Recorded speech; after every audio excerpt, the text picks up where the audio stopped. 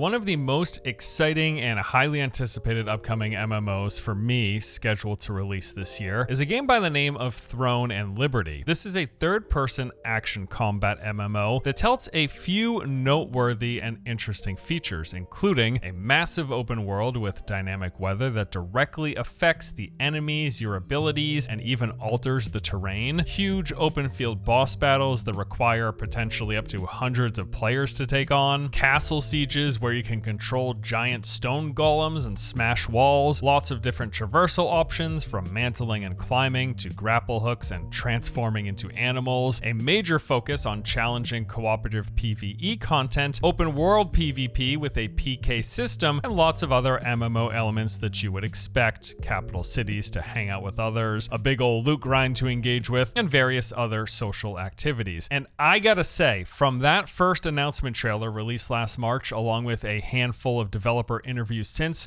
this game is looking absolutely fantastic. Now, while you'd be forgiven for thinking this was a new announcement, first officially revealed earlier this year, the truth is development began over a decade ago, starting out as a top-down ARPG with some rather interesting gameplay mechanics. And as you can clearly see from recent footage, it is no longer anything like that. This is a pretty interesting story all around, so we are going to dive into the long and strange history of Throne and Liberty's development, how it's changed, but then also get into some of the specifics of what the current iteration is and why I am so excited and looking forward to checking out this game.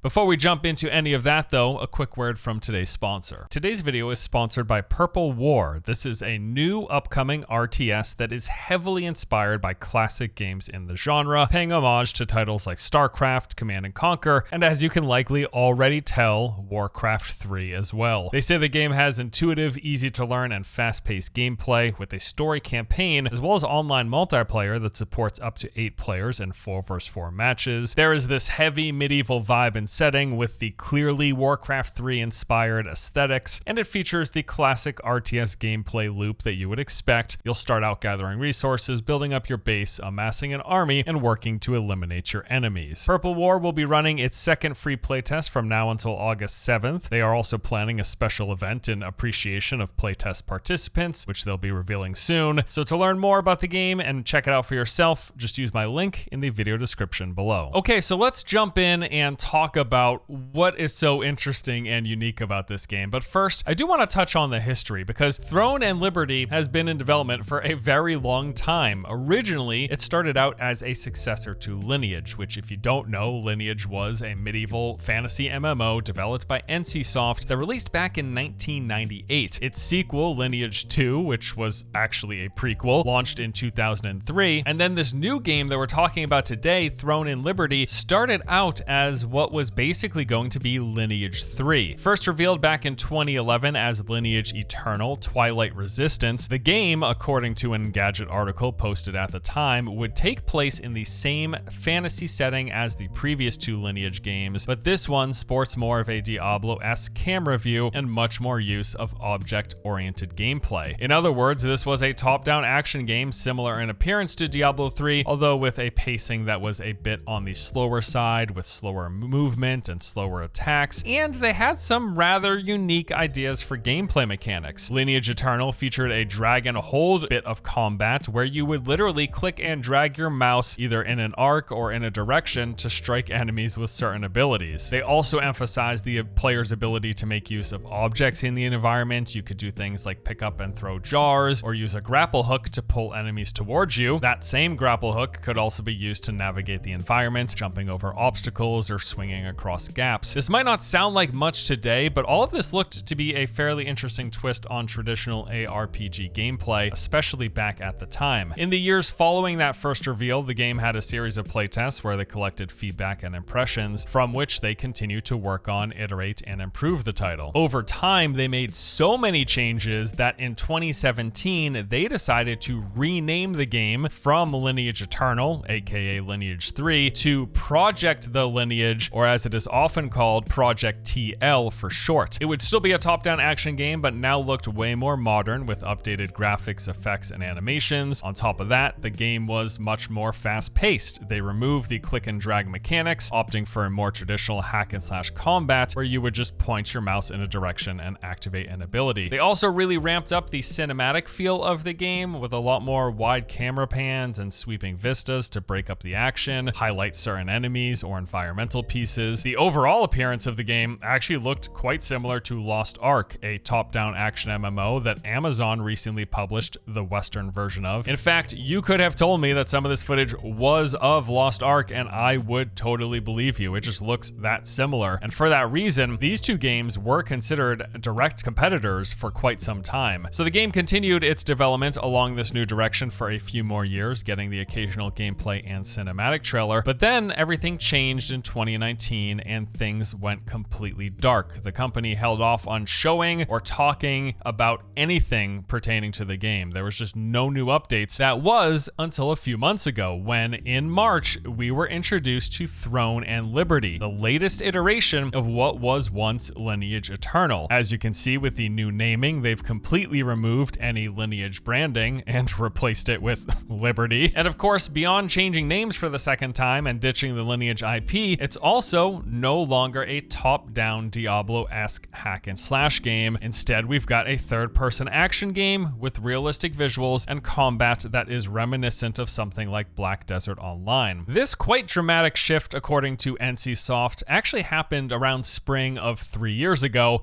so around the same time where things went quiet. When they came to the realization that the original vision for the game was just no longer viable, touching on this in an interview, they said, in the process of development, a lot of the original systems and content had to be adapted or removed to follow the current game trends. As a result, the gameplay also gradually became different from the original. We wrote a completely new story, and after this work, questions arose within the development team as well, like, should this be called Lineage? And thus, we are left with Throne and Liberty, a dramatically different game from its origins in name and appearance. The game also looks and sounds fantastic from everything we've learned. I mean, there are just some stellar ideas for gameplay and systems and mechanics in this game, and after learning more about it and doing research, I am just so incredibly pumped. A lot more than when I first just watched that initial gameplay trailer. Like, the gameplay trailer's flashy, but it kind of just looks like BDO, like that's the obvious reference. But there's a lot going on with this game that's really, really interesting. So what do we know about Throne and Liberty? Most of the available details for this game come from the initial reveal trailer, but also a handful of developer interviews in the months since. They describe Throne and Liberty as a next-generation MMO for PC and console. You will notice a lack of mobile in that description because yes, this is one of the few new Eastern-developed MMOs that's not also coming to phone, so kudos there. The developer has said that when work began on Throne and Liberty, those 3 or so years ago, they set out with the goal of rethinking what values and features a next-gen MMO should have. They wanted to build an engaging world that players can immerse themselves in while offering many different kinds of experiences and content that would cater to a wide range of players. What sort of content will that include? Well, for starters, we know that Throne and Liberty will be primarily focused on offering challenging cooperative PvE. The developer said that while many existing NCSoft games focus on player competition, and that can be fun, quote, the reality, however, is that many more players are more interested in overcoming well-designed challenges than competing. So, in making Throne and Liberty, we tried to put in a lot of this challenging content. They went on to say that this can be seen most clearly in the game's boss fights, which can only be overcome by groups of players who fully understand the mechanics of their characters, the mechanics of the boss, and are able to execute on all of this properly. To be clear, although they've said that PvE will be a main focus,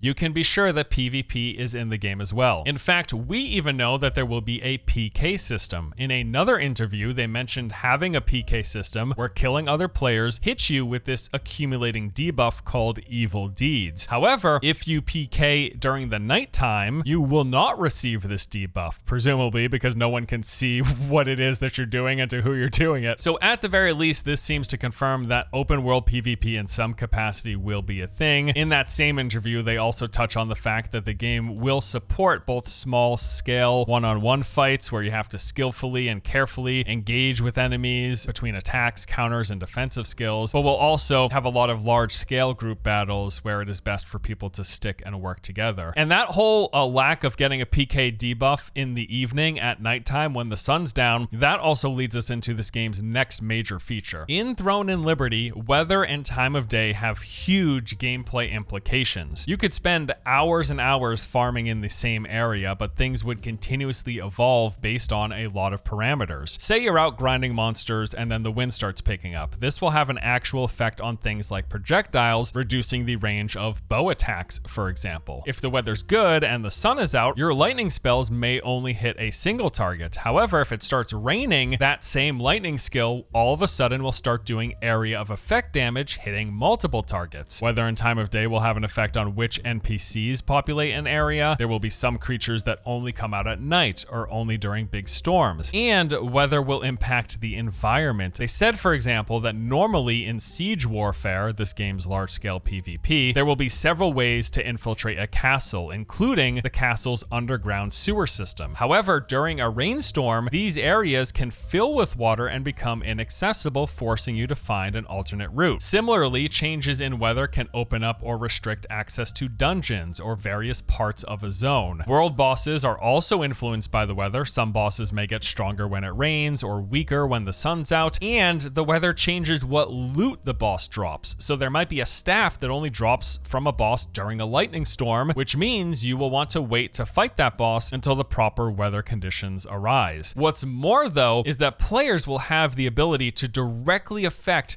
this weather and the time of day. If certain conditions are met, you will be able to trigger a solar eclipse, blocking out the sun, or call in a storm. This will be a high-level ability, likely with a very long cooldown, and not something that everyone has access to all of the time, but as you can imagine from the implications that the weather and time of day have, this is a very powerful tool. And I have to remind you that this is an MMO, so the idea of changing the weather or the time of day for everyone else around you in an MMO, it's a pretty cool concept. To quote the developer on this particular aspect of the game, they said, "The area, the environment, and the player, these three factors influence each other, and we try very hard to keep the experience varied even in the same areas." All around, this is a very interesting and cool sounding system. Now let's go ahead and move on to talk a bit about the world and the traversal systems. Throne and Liberty is said to have a large, seamless open world to explore, as many MMOs do. However, they've mentioned that unlike a lot of modern day games in the genre, they hope to keep players immersed in the environment by less reliance on systems that reduce the sense of scale, specifically fast travel. Instead, they wanted to focus on traversal systems that you engage with directly. Our characters will have the ability to traverse the environment with things like a mantle or climbing of most objects that you see around you. Instead of having to walk around every low wall or every barrel that you see, you can hop over or climb onto it. Or having to look for one specific pathway to access a location, you will have many means of exploring the environment instead of single paths. We will also have a grapple hook. This can be used to pull ourselves up to higher terrain or specific locations. And rather than a traditional mount system, the game has us transforming into animals. They've showcased a few examples, such as large cats for land travel, dolphins for water, and birds for flight. This more grounded focus on transportation, the developer has said, is something they want to use to keep players connected to the world and the play space. So it seems that no matter what class you play in Throne of Liberty, you're also going to be playing as a druid.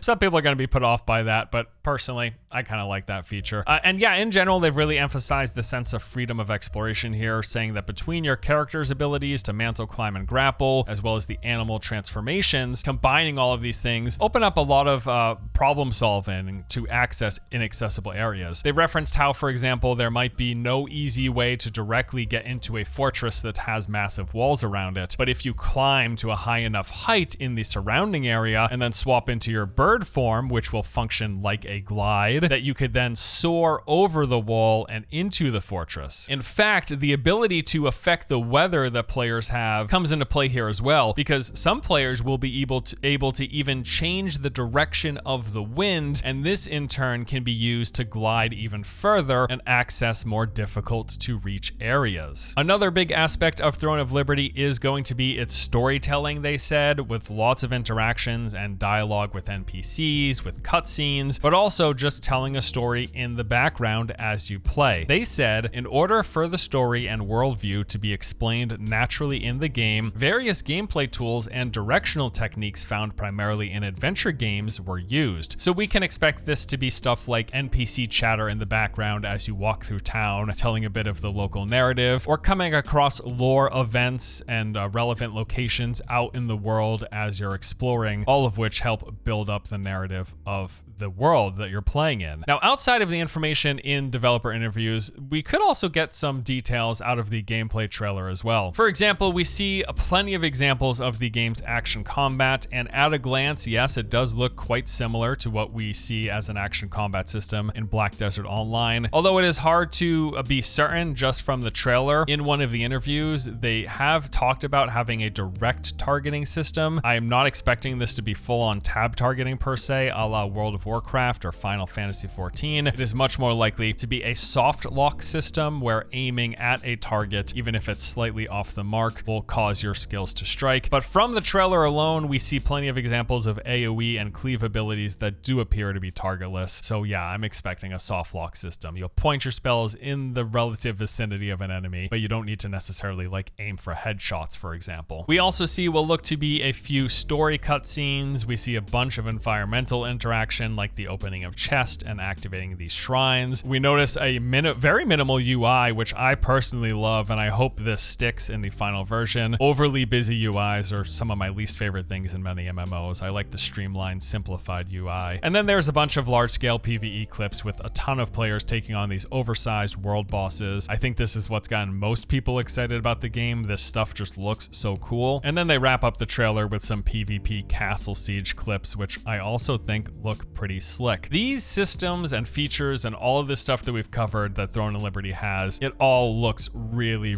really cool. I am excited, honestly, and I'm very looking forward to playing the game. Although I don't want to neglect the first part of this video, the fact that the game has been stuck in what is sometimes referred to as development hell. I mean, it's been in production for over a decade, far beyond the typical amount of time a game sees in development. I do imagine that they have reused or repurposed a lot of the work from the earlier versions. I don't think that it just all went into the trash can and they started from scratch in 2019. I mean, hey, just the fact that this game has a grapple hook, which we saw grapple hooks in that first 2011 reveal trailer, that's something, right? And while it can be concerning, I also don't think that a long development cycle or even changing game styles is necessarily a death sentence. We've had some high profile examples in the past with things like the original Halo, for example. That game started out as a real-time strategy game before becoming a third-person shooter, before finally setting on being a first-person shooter. Now, I am not saying Throne and Liberty is going to be like the equivalent of a Halo. That was just industry defining for console FPS. That game really set the pacing going forward, leading into the modern day. I don't think Throne and Liberty is going to be that. My only point is that I don't think that making dramatic changes during development has to be a death sentence, has to be us writing the game off. But I do think that spending over 10 years in development